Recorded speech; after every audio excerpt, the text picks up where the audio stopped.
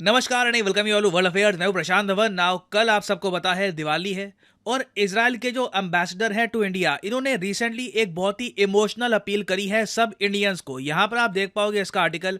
जो इजराइल के एम्बेसडर है टू इंडिया, उन्होंने ये कहा है कि इस दिवाली हमारे लिए भी, इजराइल के लिए भी एक दिया जलाइए, क्योंकि हमास ने आज भी 240 इजराइल के नागरिकों को हॉस्टेज बना रखा है।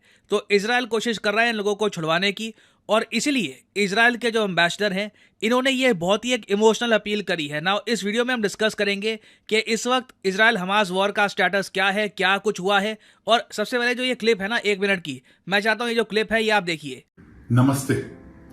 Currently, 240 Israelis and foreign nationals, including babies and Holocaust survivors, are being held hostage by Hamas terrorists in Gaza. Israel is making every effort to secure their release.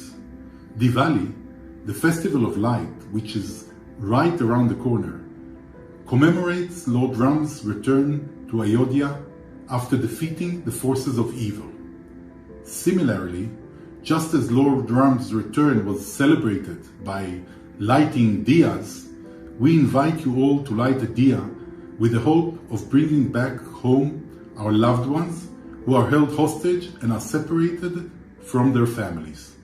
Let us pray for their safe return and show unwavering support for their loved ones.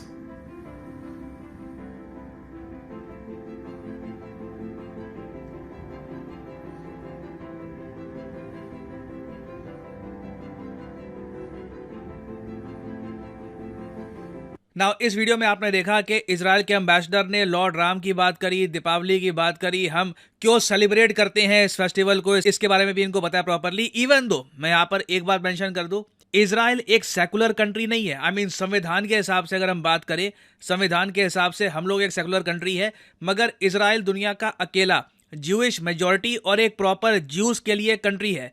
उनके संविधान में लिखा हुआ है उनका जो state religion है वो जुदाइज्म है, बट स्टिल इनके जो एम्बेसडर हैं दूसरे रिलीजन्स के बारे में भी इस तरीके से बात करते हैं। तो इट इज क्वाइट इंप्रेसिव। और वैसे मैं आपको बता दूं, इजराइल हमास की जो भी वॉर चल रही है, इसे 1 महीने से ऊपर हो चुका है।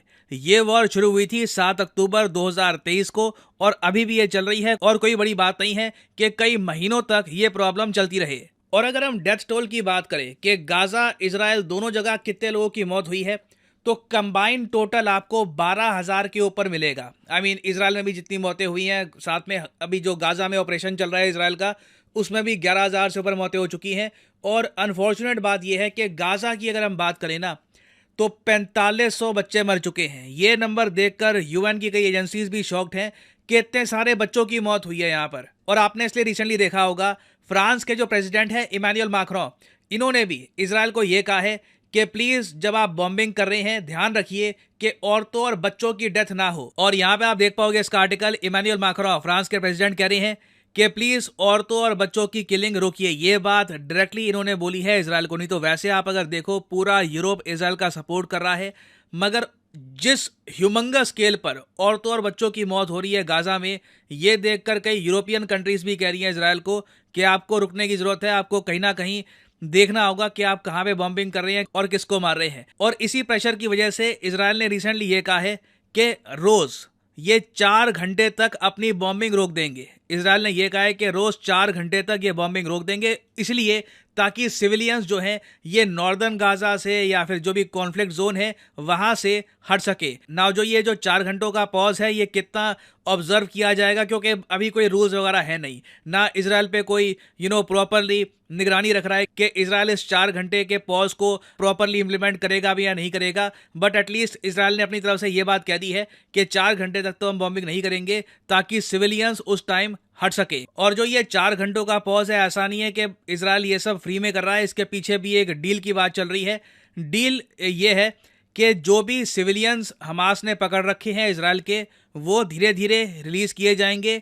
उसके बदले में इजराइल 4 घंटे तक एक पॉज करेगा, वॉर नहीं होगी। उस टाइम ह्यूमैनिटेरियन एड दी जाएगी, हॉस्पिटल्स के लिए फ्यूल दिया जाएगा, और इजराइल की प्रेजेंस में भी कई जो फलस्तीनी लोग हैं इनको छोड़ा जाएगा। तो इस डील की बात चल रही है, अभी इसको कंसिडर किया जा रहा है। मोस्ट प्रॉब्ली इस पर आप देखोगे इन द फ्यूचर कोई पॉजिटिव डेवलपमेंट सामने आएगी। और इंडियन गवर्नमेंट का अगर हम स्टांस देखें तो भारत सरकार का स्टांस क्लियर है कि हम लोग चाहते हैं कि इमीडिएटली और अनकंडीशनली रिलीज किया जाए हॉस्टेजेस को इन गाजा। जो भी लोग हमास ने पकड़ रखे हैं इजराइल के, इन्हें अनकंडीशनली इमीडिएटली रिलीज करना चाहिए। तो आप कह लीजिए जो ये रिक्वेस्ट है इजरायली एम्बेसडर की, दिए वाली तो नहीं खैर, बट आप कह लीजिए अपील करने वाली जो बात है कि जल्द से जल्द रिलीज करना चाहिए हॉस्टेजेस को, इसमें बिल्कुल इंडिया इजराइल के साथ खड़ा है।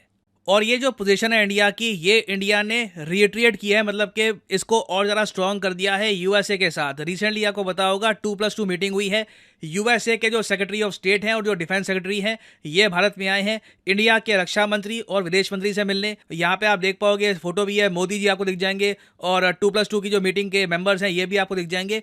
और इस मीटिंग में ना एक बहुत ही इंटरेस्टिंग डेवलपमेंट ये सामने आई इजराइल को लेकर। इजराइल की जो वॉर ऑन टेरर है उसको लेकर यूएस और इंडिया दोनों ने प्रॉपरली इजराइल को बैक किया है। तो फाइनली देखो, यही बोलना ठीक लगता है कि इस दिवाली हम लोग तो यही प्रेयर करेंगे कि जो इजराइल के हॉस्टेजेस हैं ये वापस आ जाएं सेफली। साथ ही साथ जो गाजा पट्टी में इनोसेंट लोगों की मौत हो रही है ये रुक जाए। ये बहुत गलत हो रहा है कि बहुत सारे इनोसेंट लोग, बच्चे मारे जा रहे हैं। Hopefully the violence can stop और इवेंचुअली जो ये बहुत लंबी प्रॉब्लम है इसका एक प्रॉपर सोल्यूशन भी निकले, ताकि हर 10 साल में सेम साइकिल रिपीट ना हो। और फाइनली यहाँ पे मैं आपसे एक सवाल ही पूछूंगा। क्वेश्चन ये है कि हाल ही में कौन सा देश बना है 95th member international solar alliance का? इस पर रिसेंटली बहुत आर्टिकल पब्लिश हुए हैं। 95th member of the international solar alliance, ये है यहाँ पे आपकी ऑप्शंस, नॉर्थ कोरिया, चिले, ब्राजील या फिर कोलंबिया। कमेंट सेक्शन में आप लोग करिए आंसर। जो लोग सही आंसर देंगे उनकी कमेंट को मैं हार्ट दे दूंगा, ताकि बाकी लोग भी समझ पाएं कि सही उत्तर क्या है। तो answer in the comment section below. और अनअकैडमी के देखिए ऑफर चल रहे हैं आज के समय। ये जो ऑफर्स हैं इनको आप यूज कर सकते हैं टू गेट डिस्काउंट। तो कमेंट सेक्शन में लिंक आपको मिल जाएंगे। आप यहाँ पर कोर्स ओपन करके you can use the code PD10 और आपको डिस्काउंट मिल जाएगा। और जो सेल्स टाइम टू टाइम आती रहती है इनका भी आप लाभ उठा पाएंगे। So this is the end of the video. Thanks for listening and as always may the gods watch over you.